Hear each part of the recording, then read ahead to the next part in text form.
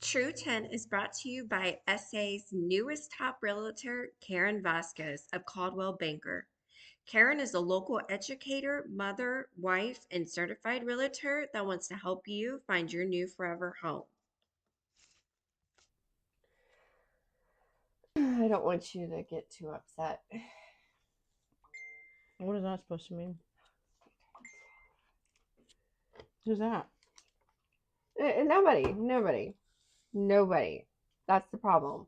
Nobody. Well, your phone's going off, so you gotta be somebody. Well, it's just Messenger. It's probably somebody sending me something crazy. Hey, look who got arrested. Not many fish left. There's not many fish left in the sea. Exactly. So I'm like, should I be picky or should I just accept what I have and it is what it is type of situation? Because I'm about one bad relationship away from adopting a bunch of cats. I'm wearing moo-moos all day. Living the life.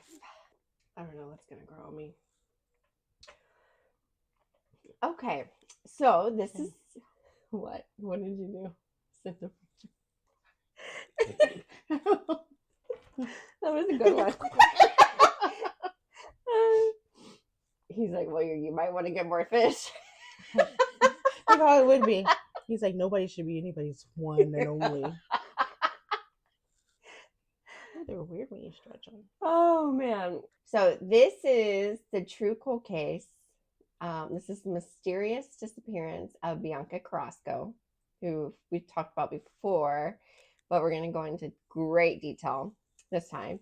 But then also, this is a plus episode featuring San Antonio and Bexar County family domestic violence prevention and resources for families. And the uncanny similarities to the recent case of Suzzane Simpson. So listener discretion is advised. So there's a lot of resources that I have that I'll share, like a ton of resources that I got from San Antonio and Texas. So for everyone to have. So I'll post all of those. And so let's start with some statistics for our city. San Antonio has one of the highest domestic violence records in the state of Texas. An average of 100 calls a day are made. However, according to SAPD, it takes anywhere from 10 to 20 calls before victims will either leave or start the process of getting out of a violent situation. If they do. If they do. So SAPD and Bexar County both have departments of SVU, which is the Special Victims Unit. The department focuses on sex crimes, which includes human trafficking, family violence, including protective orders. The Victim Advocacy Office provides services and allows for the Family Assistance Crisis Team, a group of community members who volunteer to support victims and families. Each substation is equipped with these special assistant groups, including the critical response team, work together to help family members who need to get out of horrible situations. So I had the opportunity to visit the East Substation off of East Houston Street when they had their open house event. And I was able to meet with the response teams and speak with victim advocates there. And it's like intimidating to go into a police station. I don't know if you ever had to go to a police station before. It is intimidating. I had to go and pick up my friend's car. She got arrested. Uh-huh. And it was a stick. So they're like, can you drive it? I was like, yeah. So I was like, it was a good. I had to go pick up her car.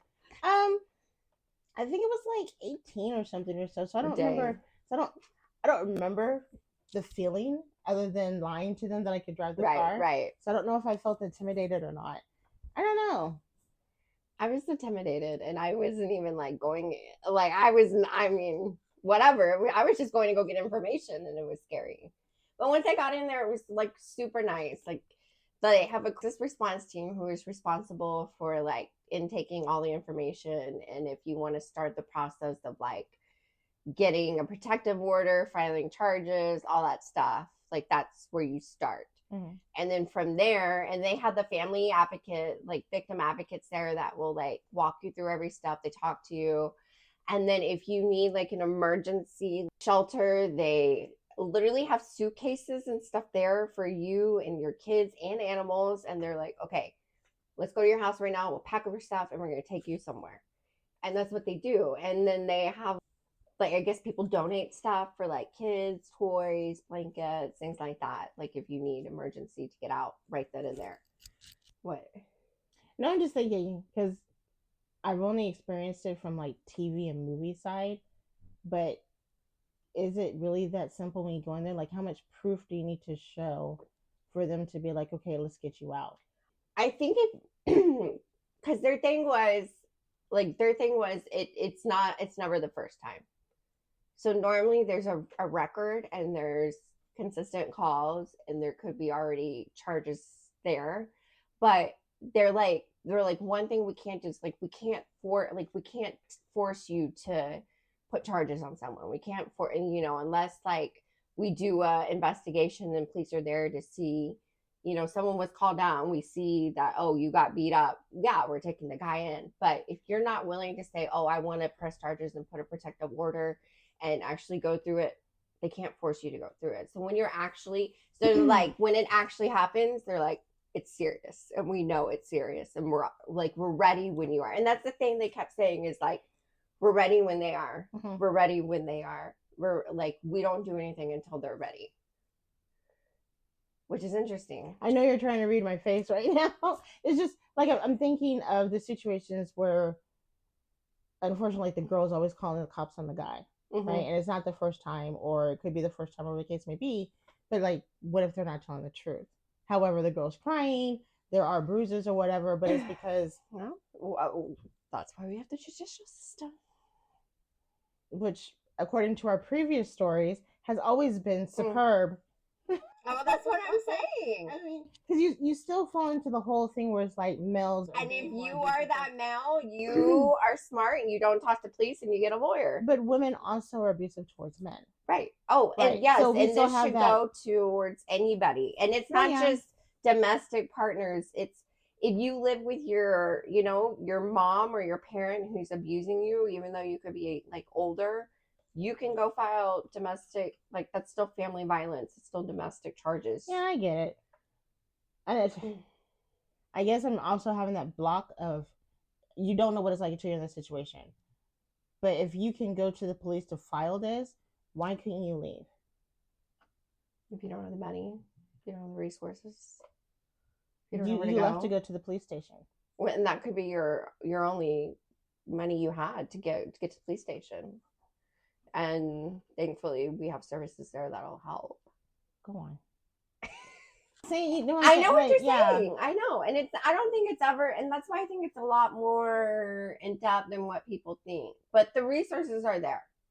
So each substation in San Antonio has a SAFFE unit, which stands for San Antonio Fear-Free Environment, which officers can support specific streets and neighborhoods, and these safe officers can assist with home checks for your security measures and assistance to protect your homes, such as getting a free doorbell camera. And we talked about this and how they offer certain assistance like that, where if you're like, hey, I just have a protective order against my crazy ex-boyfriend, can you help me get a doorbell camera? Can you come to my apartment and make sure my patio safe, my windows are locked?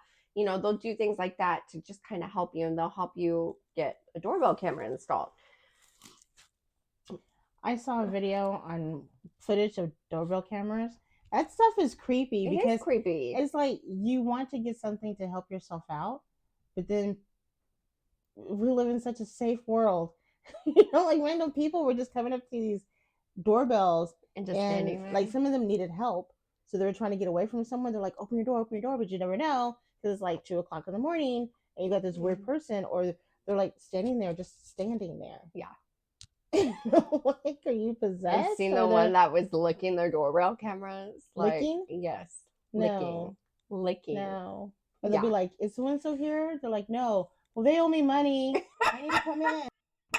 So it's like, do you want to get a doorbell so you open yourself up to other inconvenience? I know. I mean, I guess you're going to have that no matter what. You're damned if you do and you're damned if you don't. I don't know if it's better that you know or it's not better. I'm the type of person it's better I don't know.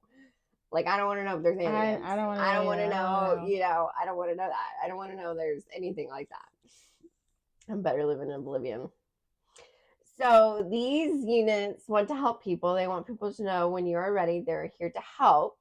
The San Antonio Community Resource page where you can access tons of other resources and services from various agencies at www.sacrd.org, which is the San Antonio Community Resource Directory. So collectively, the amount of support that you can receive from these groups that work hand in hand with detectives and officers to ensure victims have what they need to get out of bad relationships, protective orders, no contact orders, emergency shelters and services, gas money, suitcases, utility support, child care assistance. And I believe the recent cases that have sprung up within our city and all around, you know, the county, like nowhere is immune to family violence. It doesn't matter what zip code you live in. It doesn't matter where you live in the city, northeast, southwest. Family violence is everywhere. San Antonio leaders recognize this pattern and see that many victims need access and information, and our community needs more prevention and support.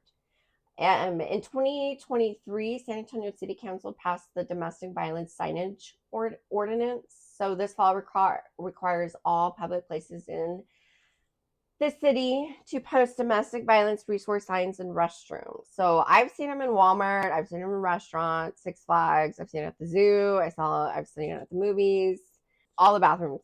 Is just a simple sign with the phone number to call, which is 1-800-799-SAFE, SAFE, or text START to 88788. And there's also a QR code there that you can save for future, if you're not ready at that time, but you can save it for more resources and future information.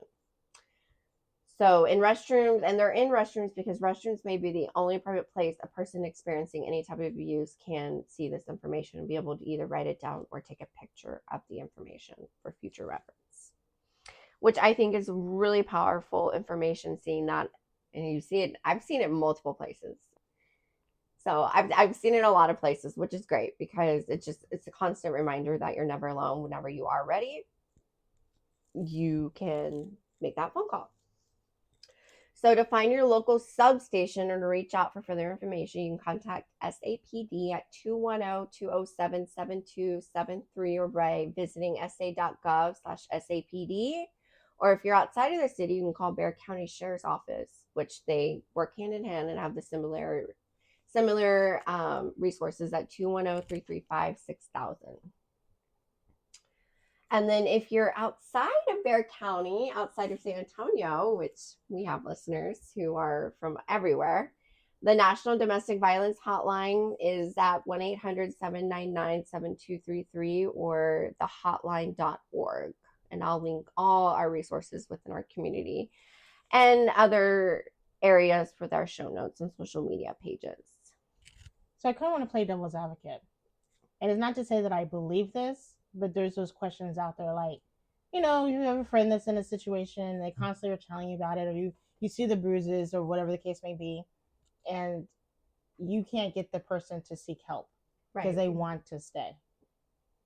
Why do people stay? And then we have the resources to help you get out, but you're wanting to stay. And it's not to say that you're wanting to stay, but you see no way out. So, I think that's what it is. I think that's what it is. But it's deep rooted. It is deep rooted. So you're staying in a situation like I've even had recently. They're like it's gotten bad, and I'm pausing because I don't want to say with and not reveal who these people are, but they social media stalk, but they're not hearing from their ex, right? So their ex has moved on, their ex is dating other people, but they're getting tabs or updates on how these people are doing, and that the person's like considering getting back with them, but there's no connection between you, but the person was abusive to you. Or you're with the same person off again, on again with them. And when you're not with them, you verbally tell people how it was an abusive relationship, but you get back with this person. So there's something more deep rooted there. Oh, absolutely. That we need to have resources for that. So they can see why they need to get resources to get out. So I don't know if it's like resources or counseling that they need to see that. to where you deserve better. And like we all have, it's not 1950, right? So we don't have relationships like that were back in the day where it's like monogamous, where you were with that one person. Not to say that cheating didn't What? happen. People are monogamous? What is that word? But I mean, I'm sure cheating was going on back then too, because somebody was like, oh, scoping out somebody else's man and everything. Like it's always been around, and there's always been abusive situations. We've seen like even in the 1950 type of movies where the wife isn't cooking or give me my beer. You don't have anything else to do. Why isn't this house cleaned up? So it's like verbal things going on, Right. and we see people stay in these relationships, like fried green tomatoes. That's what you did. You made it work, right? But even in the Bible, it says like if you have a problem with a person, you take it up with that person, right? If you're married, you try to make it work the best as you can, and it's not that you're not supposed to get divorced, but if the situation's not good, even then it was like you get out of that situation. Right. What is it that makes us stay in situations that aren't healthy? Like now there's all this mental talk about mental health. Like, did we not have bad mental health back in the day? And I think that's what it is, because I think a lot of it is, oh, that's what I saw my parents do. That's what I saw my grandparents do. That's what that's what we saw growing up in the movies and the TV shows where it was normal, and that's what you saw. It's hard to break in the TV shows, I saw marriages have separate beds. Because on TV, they didn't show you that they slept in the same bed, And that was the same wife that was up in the morning cooking breakfast, getting the kids ready. And so even though we see what our parents did in the past, and that's what we saw, so we copy it, we're not copying it. So why are we staying in these relationships when we know it's not good? Like a girl's got to go, and even if guys don't I think a part of it is girls they can't get out of certain, and I say girls, but it could be men too. And if you are with a woman who is abusive, you need to get out, because even though they are, and we maybe not see them so much, and they are the worst though. And so if you are with a woman who is, and it's not just like physical abuse, it's a verbal, and I would tell you, they are the worst, and that some of the worst cases come out of those type of people, women especially, who are more abusive. There's no one else out there for them. Well, I mean, if it's a mental thing and you have low self-esteem and you're not, like, you don't have the courage to leave. My self-esteem is not high. I mean, mine isn't either. But I've had people like say, I fought.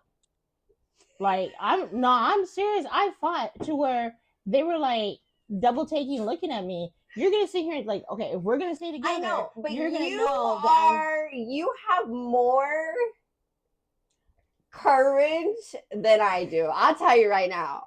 I don't know. I'll tell you right now. You have more I'm not courage mentally than I stable. Do. Okay, so you're more crazier than I am, I guess. But to me, I feel like you can handle yourself better. And when people get into certain situations, was I smart in what I did though? I mean, probably not, but still, I wasn't, because I know they were being abusive to me, and I did not have a right. So like, get out.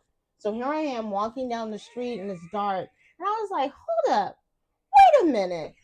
I'm going to go back to this house and I'm going to wait for a ride. And if you don't like it, whatever. So I go back to the house. Mistake there. First of all, I'm walking at nighttime. Now I'm going to go back to the house. I don't know what's at this house waiting for me, because you're wanting me to leave and I'm supposed to be your girlfriend. And you're fighting with me. I walk in. They're on the phone with some other girl. I was like, wait a minute. Oh, God. So I look like a prim, proper person or whatever. Like, I'm going to be nice. But I know what you carry. It rides with me and I sleep with it. I don't carry it. I only touch it if I got to. Like, we were fighting, and they're like, oh, so they ran and grabbed a knife. Still standing there, but they're using like the dull side of the knife. But I was like, okay, I'm gonna show you. Right. I'm here to step for step with you. And we were squabbling in the front yard. Like, I believe it. But it wasn't smart. And it was dumb, because I still stayed with them. But I had to let them know that you're not just going to walk all over me. At the same time, I wasn't being smart or stronger than anybody else, because I stayed. So I don't know. We do dumb shit. So, especially for love. And I don't know if it was for love either. I don't say, okay, we do dumb shit. And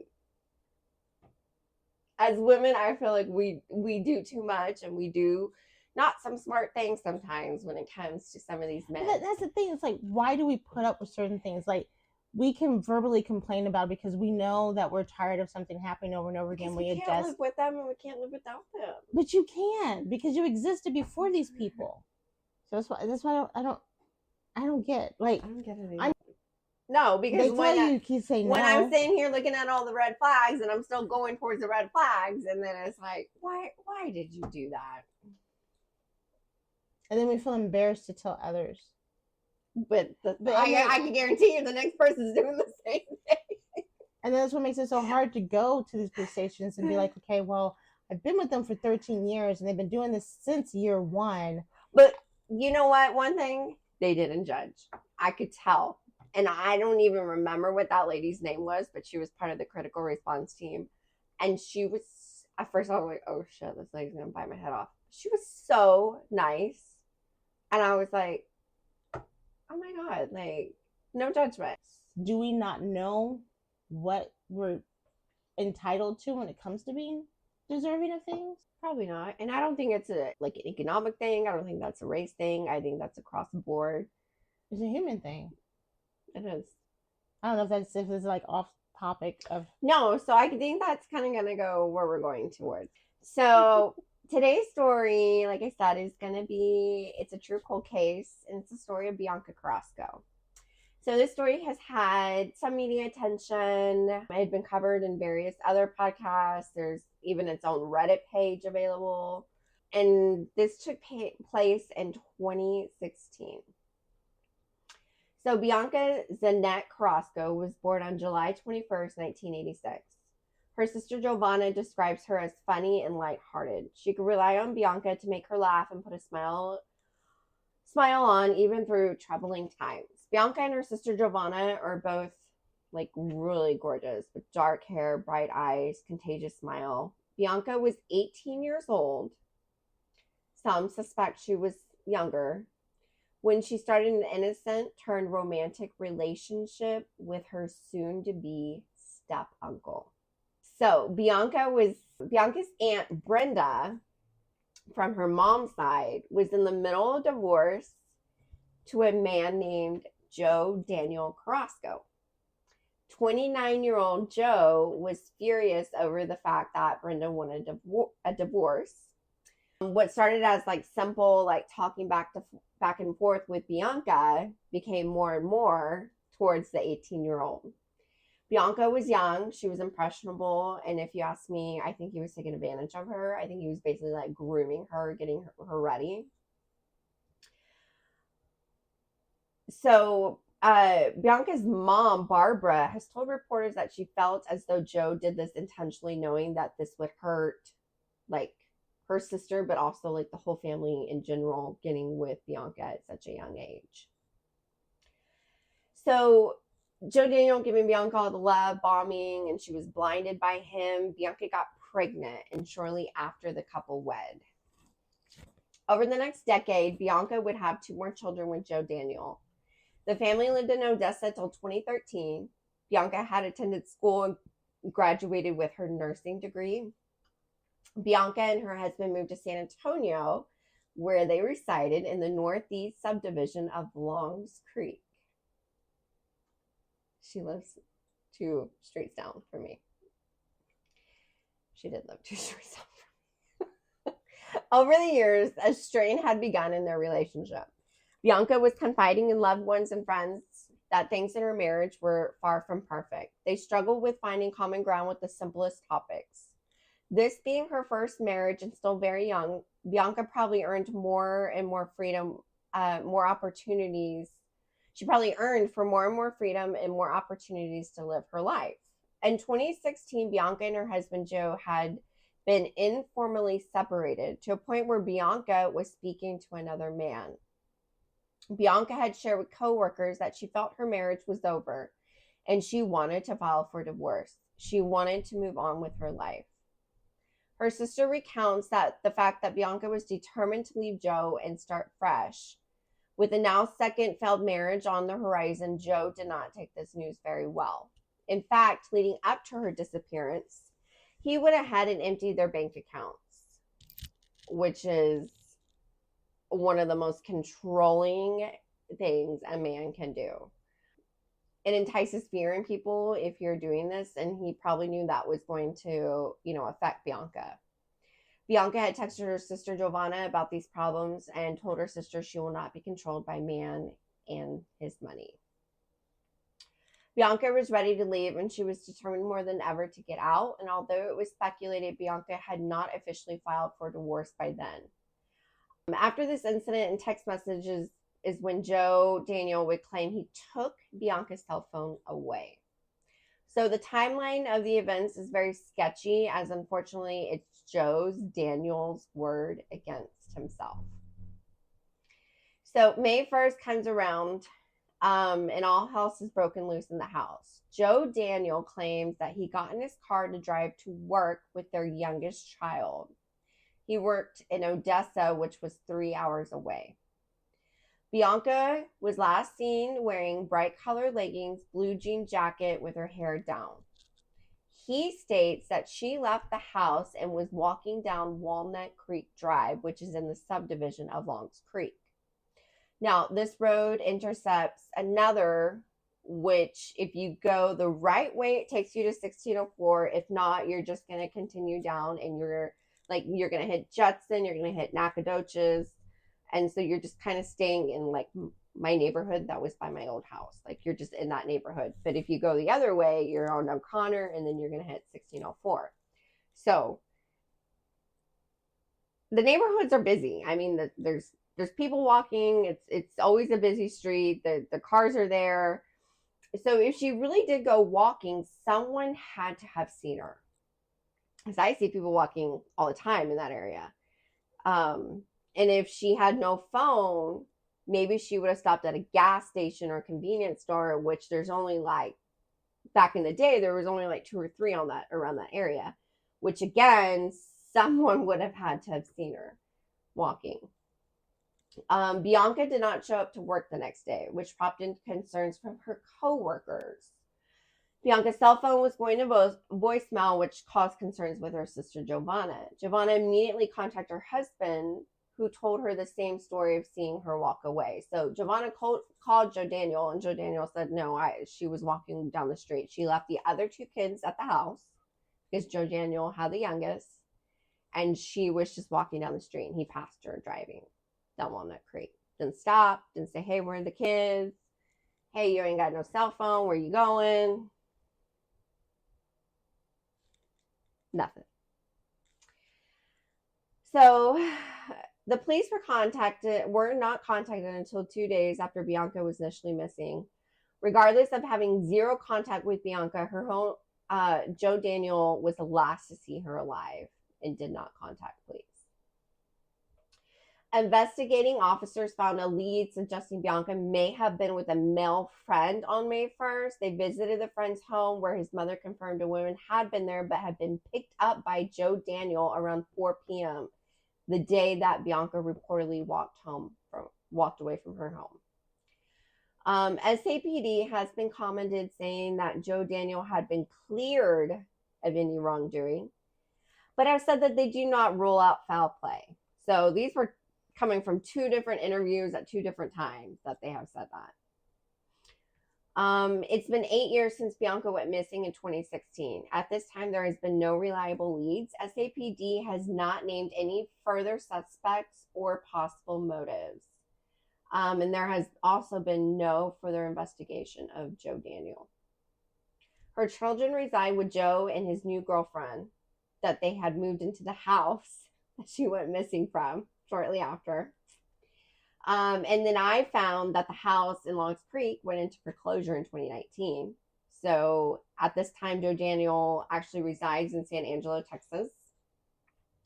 Joe Daniel did not respond to any of my message attempts to talk to him. He has actually never spoken to any media to this day and claims his innocence. He also does not speak to Bianca's family, including her sister Giovanna. And when I spoke to Giovanna last summer in celebration of Bianca's 38th birthday this past July, She states that he has zero contact with them and that he does not allow any of her side of the family to speak to her kids. So she has not seen the kids, spoken to the kids.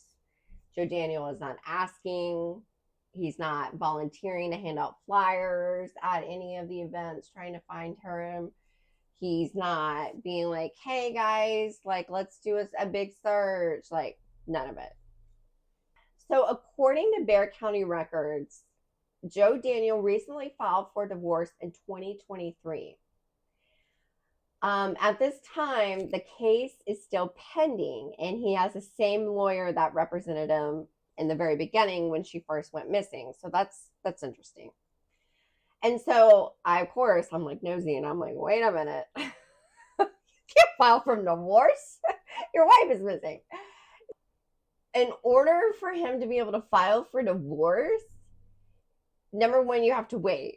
Like there's not like a time limit of how much you have to wait. It's just there's a wait time. But you also have to show due diligence and efforts of finding your spouse if they're missing. Like if your spouse is missing and you're trying to divorce them, you can't just be like, I want to divorce my spouse. Like, no, you have to put effort into to try and find them. Which he has done absolutely zero effort into trying to find her.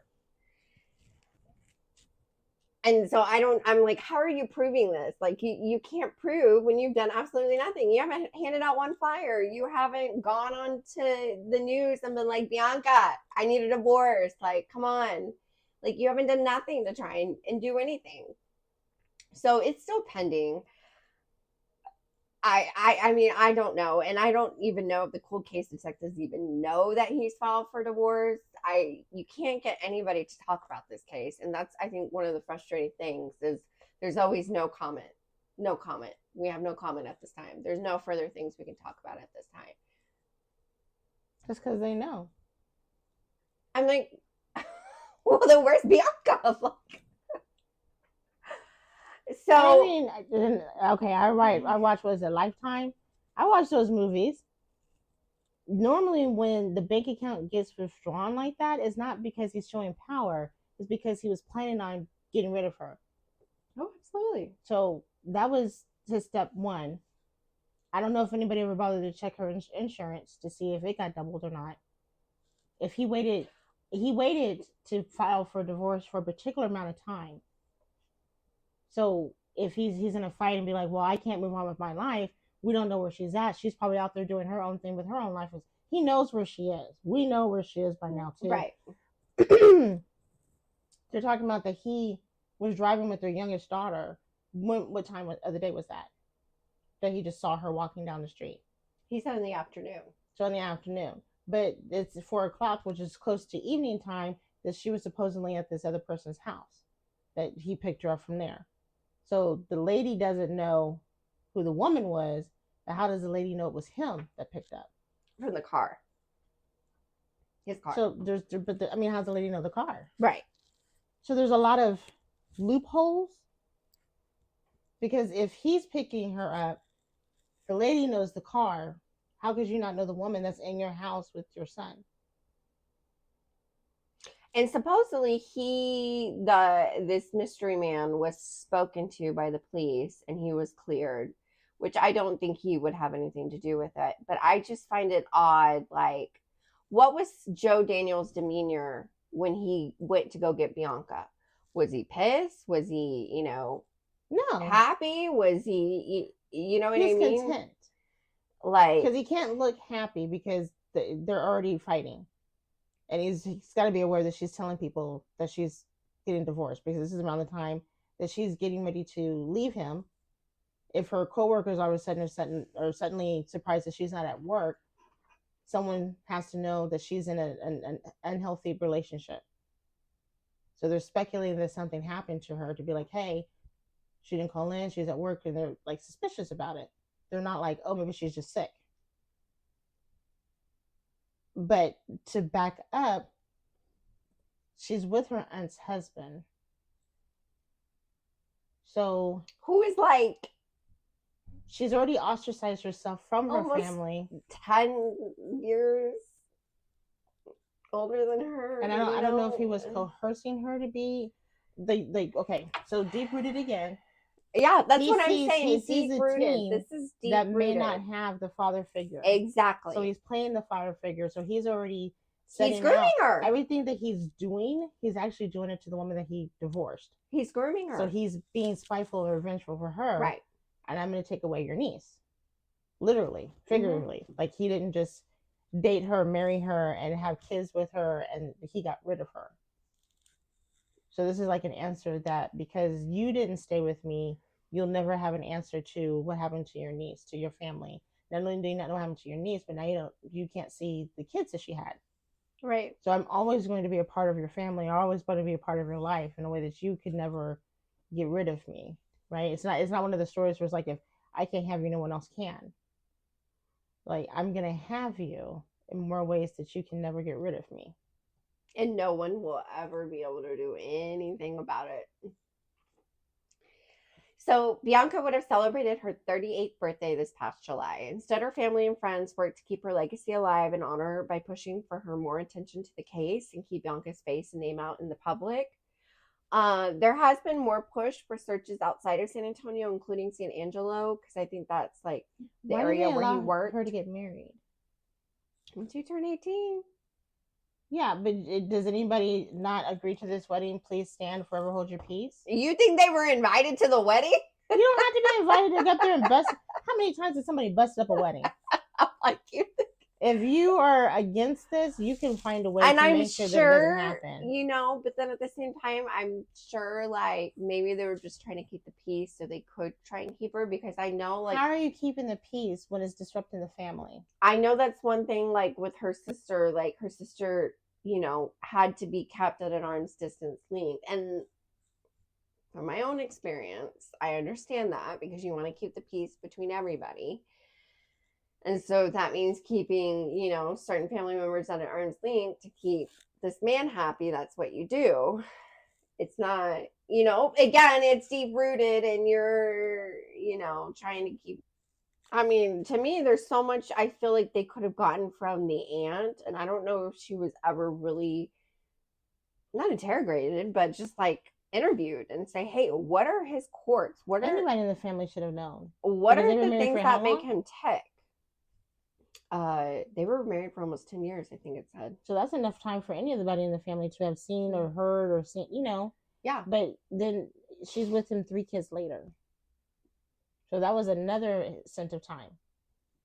She might be in something buried underneath. I know. Because and then how like what was the time distance of her being disappearing? Well, she wasn't reported until 2 days later. No, but I mean, but he withdraws the money, then she disappears. Like there's I know. Like and no one. And he goes to work and leaves the other 2 kids at the house, and she walks away from the house. And I'm like, number one, the directions not known which way she went. What day was it? Right. I mean, there's a school over in that area too. There's multiple schools. There's in neighbors. That area. I'm there's sure multiple they've heard neighbors arguing and stuff like that. So there's people that she could have called, or like you said, and somebody she didn't have a cell phone, so she couldn't. How was she dressed? She was in leggings, a jean jacket, and a colorful or a top. That's what he just again, but this is going off of him because he's the last one to see her alive. And can we prove that he had the youngest one in the car? Maybe he had her in the car and drove her off somewhere. I'm gonna go with ding ding ding. You are correct. Because they're like, oh, we don't know which direction that she went. And the one thing that really irks me is I don't even know how much they interrogated him. I don't think he ever took a polygraph test. And it's 2016. And granted, I know they're not admissible in court, but a simple polygraph test. A simple polygraph test. But this takes me back to the whole start of the conversation because did anybody even walk into that house? Did anybody check the backyard and make sure he hadn't dug up a fresh, grave? Did anybody, look in the car to see if her DNA was anywhere? Did anybody? I'm like, I'm not knocking the list of resources that you have, but these resources were the people that you are now questioning. It's just so frustrating. But I mean, how can I? Okay, I'm in a bad situation, but I know of these cases that are happening in the world. Well, how am I going to go to the police station and ask for resources when you aren't thoroughly investigating these cases? Well, let's talk about Suzzane Simpson, lady from Alamo Heights. Now, I'll be honest. I don't know much about it. I know That's the okay. gist. We're not supposed to know much about it because it's ongoing. And well, but I mean, I didn't know much about the Johnny Depp and whatever the girl's name situation was. Amber. Yeah, and it was all over social media and the news. I don't watch the news. See, and I don't even know the full story of that either. I just watched that drama and I didn't watch TV. If it wasn't for you, I wouldn't know as much as I do know about this man and his wife missing. I think I might have heard something about they didn't check the backyard or they live by the woods or something about that. Yeah. It's not that I want to say it's so common that these people are getting rid of their spouses and stuff like that. But it's so common. They're getting rid of their spouses. So I don't know if I was just turned off and I just didn't listen to it. Like, I don't know. I just didn't. So I'm going to let you tell me about it. So it's just super similar in the fact that she was there one day, he was the last to see her, and now she's not there. Her cell phone, he burned the cell phones. So there's this very similar case that was covered on Dateline. The man claims that the lady walked away and you never saw her again. Well, unfortunately, they did try to take it to trial with the circumstantial evidence. But he ended up being found, like, it ended up being a deadlock, I think. And then the second time, did they try him again? I don't know if they tried him again or not. They haven't tried him again. So I know why, like, the district attorney doesn't like, especially in San Antonio, they don't like to do cases that they don't have, like, hard evidence. I don't know if it's because they're afraid they don't want a losing streak, because DAs are, there's all that behind it. Oh, you have a losing streak. Right. So I don't know if that's part of it, but I just feel like there's so much more that could have been done for Bianca. How is it? When we separate, I say, text me when you get home. How is it that your significant other is walking and then you don't see them anymore and you don't care? Is that the story they're sticking to? But how is that? Or I mean, the same thing, with Brad Simpson. Oh, we got in a fight, and we were fighting in the. I can't believe his brother's name is Bart Simpson. I know. I'm sorry. I'm sorry. That poor old little man. And they were fighting, in the yard, and the neighbor heard them, but the neighbor didn't call 911. Or it's like the other story where the kids were chained in the backyard, and the mom's like, "Well, I didn't know." You left your kids there for somebody else to take care of. And that's your significant other that's walking. Even if you're in a fight. Okay, fine. We're in a fight. They're mad. Right, I get it. Walk off. I get that too. But you're supposed to come back home. Right. How far are you walking? You're not athletically inclined to walk that far and that long, and it's cold outside. Right. And then you're not there to pick up the kids the next day. I'm still not going to call 911. You got to be very mad at your husband to not come back home. My stuff is at that house. I don't care. I'm taking my stuff. Are we gonna split? That's my stuff. Right. Like, it's not like your parents like, this is my roof, my house. You walk out with what's on your back. No. And the thing is, you don't care. They also well, and that's weird because they also claim that Suzzane was a product of domestic violence. So it's like she stayed probably longer than she should have had. And what was that one little thing that set him off? What was it? What was that she one very well thing? Could have walked off somewhere, because if he's not paying attention to her, doesn't look care that she walked off, she could have walked somewhere where she had bags and money and stuff stored, took off, and she could have disappeared. I hope to God that could be the case. I hope to God. But the thing is that if you're still walking away from me and we've established a life together, I'm gonna let you breathe for an hour or two. And we have kids. We have kids together. I'm following you down the street. Like, you walk, but you don't get tired. Okay, get in the car, let's go back home. Right. Like, I strongly believe in, let's not go to sleep mad at each other. Right. I believe that too, yeah. How mad are you? So where you just let them walk away and be like, well, I never saw him again. He went down the street 2 days ago. It's been 7 years. And I'm like, and you're the one you're the breadwinner of the household or whatever the case may be. and the wife gets up and takes care of the kids. So you're just gonna jump into that role the very next day, Right. and be up and be like, okay, guys, let's go to school, get dressed, let's go. Where's mom? I don't know. Let's go. And I thought that was weird because the one thing that Brad Simpson has wanted to do is see his kids. And thank God the judge has not agreed to that, because I can only imagine what he wants to say to those kids. And not to bring this in. Okay, so I don't watch the news, but I have been, I see YouTube and stuff, whatever. They had the whole P. Diddy thing, and they allowed him to have conversations with his kids, and they're saying that that was something that shouldn't have happened, but since he's P. Diddy, it was okay. So it was like he was, I guess, trying to build a case to make him he was a good man. Right. Like, I'm here for my kids. And even like the conversation is like, oh, I'm so glad you guys are being such great kids and stuff. I'm like, it didn't sound like your normal conversation you had with your kids. Right. I don't know, because we don't have other footage. We just have the footage of after you've been in trouble for whatever you've been doing, Right. No, and I know they're kids though too, but it's like, I wish we could, like, there could be some sort of like, I watch too much Criminal Minds. What if we do a little bit hypnosis? Let's recall what happened that night. Let's trigger your memory and let's see if you got something in there. Well, why not just put him in jail for the simple fact that you didn't report it when it happened? Well, because whether you're suspect number 1 or suspect number 2, like, I'm not going to question Joe Daniel anymore. has had zero anything put against him. At least with Brad Simpson, they tried the family violence. That didn't stick because it's his word against nobody. Nobody's there to say that that's really what happened. The neighbor supposedly heard stuff. He didn't call 911. Just people want to mind their business. A simple, hey, can you just do a quick, check-in? I don't know. I heard something. It could be nothing. He might have threatened them. I know. I'm like, none of this is making sense to me. And I don't understand it. I don't understand any of it. And if Bianca really was walking down that street in Longs Creek, I guarantee you somebody saw her. I can promise you. I got people that walk down my street in that cul-de-sac I used to live in. What time of the day if it was a weekday? I mean, it's busy. There's always people walking. School out. Always people walking. If it's a weekday day and it's school out, the kids are walking by 3:30. Yes, there's tons of kids. Buses, kids.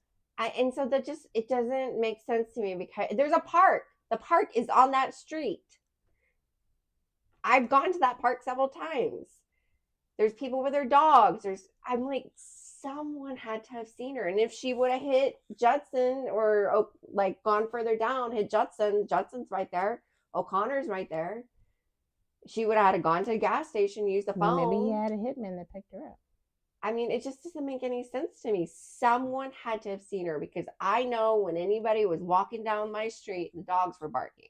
It's like I told somebody today, when you notice something and you're the first one to question about it, you're also the first one to be guilty about it. So if you're the last one to see her alive, you're guilty. And I just don't understand why the police didn't push that more. Oh, she walked away. Really? She walked away from her 3 babies? You really think she's going to walk away? Like, I mean, I know there's some moms that will. Yeah. But it's heartbreaking. And I wish there was more. And I wish we could get Joe Daniel to talk. And I think this whole him filing for divorce thing is very alarming. So if you or anyone you may know have any information on the whereabouts or information leading up to anything that has to do with Bianca Carrasco's disappearance, if you are a friend of a friend of a friend of Joe Daniel, and you're just like, you know what, back in 2016, he said something to me that was a little off. He asked me to hold this hammer for him. He asked me to get rid of the shovel. Maybe that's a connection. Maybe it is. And it's never too late to speak up, no matter how irrelevant you think the information is. If you live in Longs Creek and you're like, you know what? I should have called the police because I heard them fighting and I, saw this or that. It's never too late to call and to speak up. Never. No matter how irrelevant you think it is. So you can call SAPD Missing Persons at 210-207-7600 or Crime Stoppers at 210-224-STOP, or you can leave an anonymous tip online at p3tips.com.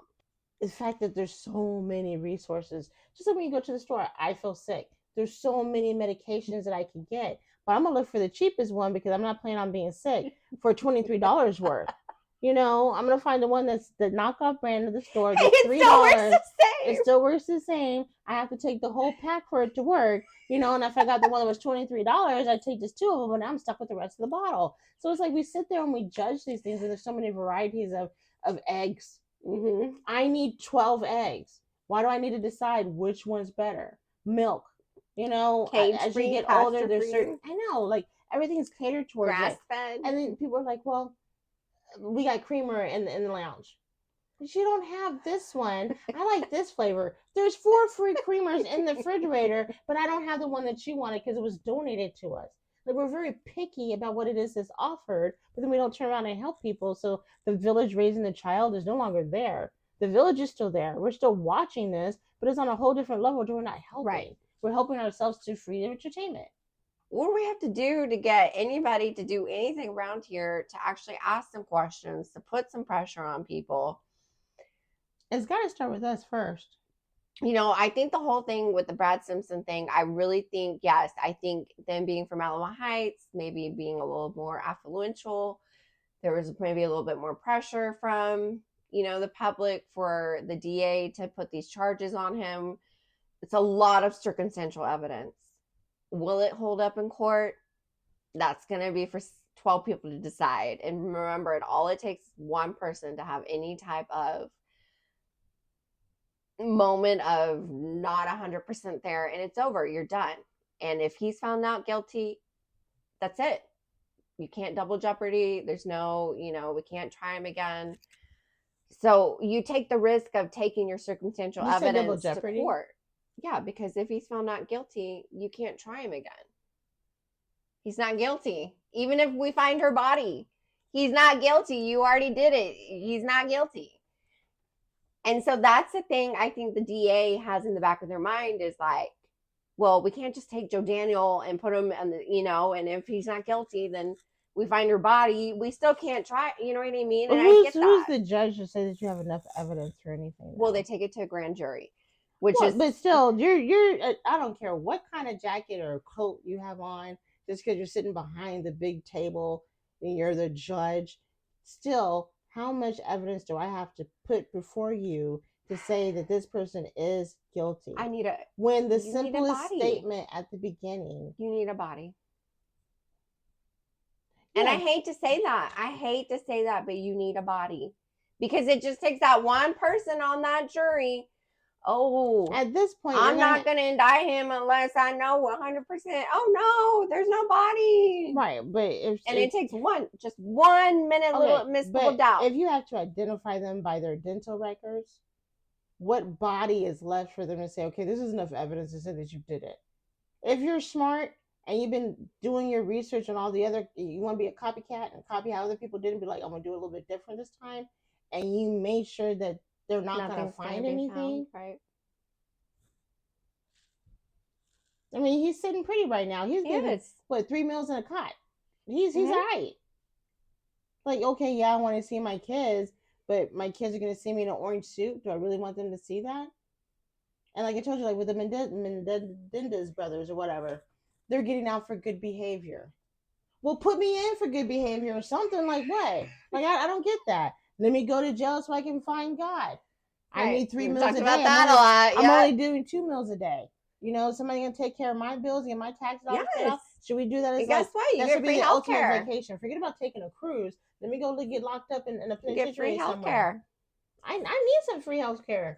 Maybe then I won't be damaged goods for somebody, But like it doesn't make any sense. It's like, well, I need this evidence before I can say that you're guilty. I understand 9/10 of the law and all this other stuff like that or whatever, but that's how many people are able to get away with the simplest of crimes and then the worst of crimes. Because if I cover up enough evidence where you don't have enough of it, right, it doesn't matter what coincidence. And It's a game. Sucks. It sucks that there are people that are like that. It sucks. And if he isn't guilty, and if he isn't guilty, he's not the guilty. fact that he let her walk away, he let that happen then. And he's continuing to let it happen. Because you didn't care enough. You still have to tell your kids something about their mother. Right. No, I'm hear about sure. the That's what fighting? I'm saying. Like, I wish there could be something. And there has been cases where the kids get older and all of a sudden they start remembering things, and all of a sudden it's like, oh, wait a minute. Something happened that night. You know, and then cases do get solved that way. Well, thanks for listening. It's episode 9. Come back for season 10. No, season 10. Episode 10. We will be around for 10 seasons, though, because you guys are keeping us there. Thank you for listening to our story today. And remember, True 10 is brought to you by you, our listeners and supporters. You can follow us on Spotify, YouTube, Instagram, and join us on Facebook. And remember, stay safe, San Antonio.